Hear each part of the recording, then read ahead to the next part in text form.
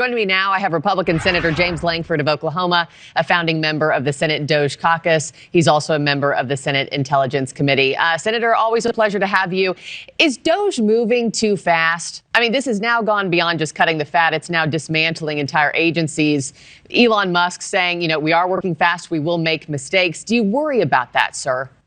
Sure, there's always concern about making a mistake in the process, but what we've seen is just being flat-footed for years and years and years and not moving at all. And so we've had the challenge of just seeing government waste by the billions for years and saying someday we should do something about it. And now we're in the opposite, saying it's moving so fast, we're clearing waste so fast, maybe we're making some mistakes.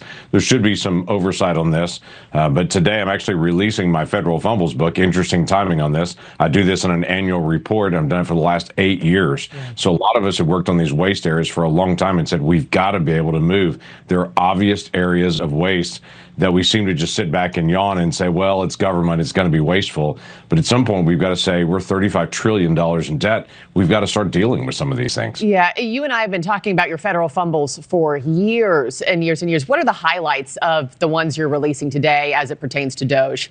Yeah, we're trying to get through several issues. One is we're looking at some of the programs that are very familiar that a lot of people say, hey, we need to do this, like the SNAP program. Some people still call the food stamp program. That is $10 billion in what's called improper payments, literally individuals receiving those payments that are not eligible for those. In Medicare and Medicaid, we have $100 billion that have been identified that Medicare just considers improper, not sure about those payments. Those are areas to be able to start to be able to look at, be able to say, where are we sending money out that we shouldn't send out on this?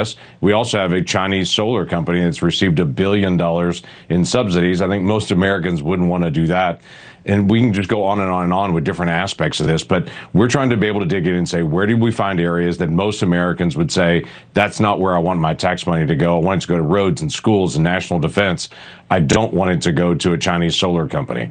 I know today's DOJ's meeting is a House subcommittee, but some of the details are still kind of vague over what to expect. Any insights from you talking to your colleagues about what we can expect from the meeting this morning?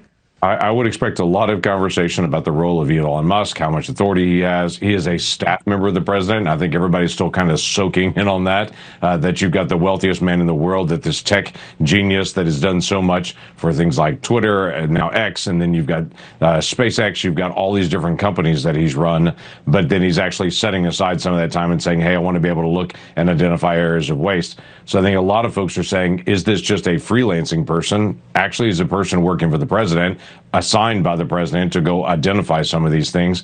He can't actually take that out. That has to be other government employees that actually take that out, or it has to be secretaries to do that, or Congress to do that. But when he raises it and identifies it, the White House does have the authority to be able to take action. I can't name another unelected person who's ever had this much power or influence on the White House and government, Senator. I mean, what's your crystal ball say?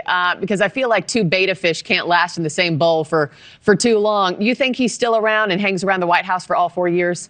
No, I don't actually. He actually, from the very beginning, said this is going to be an 18-month time. By the time we get to next summer, DOJ is going to be closed down. He's got other things he's going to focus on. But Elon Musk started by saying, I'm going to give my nation 18 months of my focus time to be able to help us get back on track on some of those things. So most of the areas, long-term, it is going to take Congress actually doing a vote, but we can identify those things pretty quickly in a year and a half. Well, we'll be watching every step of the way. Senator Lankford, always a pleasure. Thank you for your time, sir. Have a great day.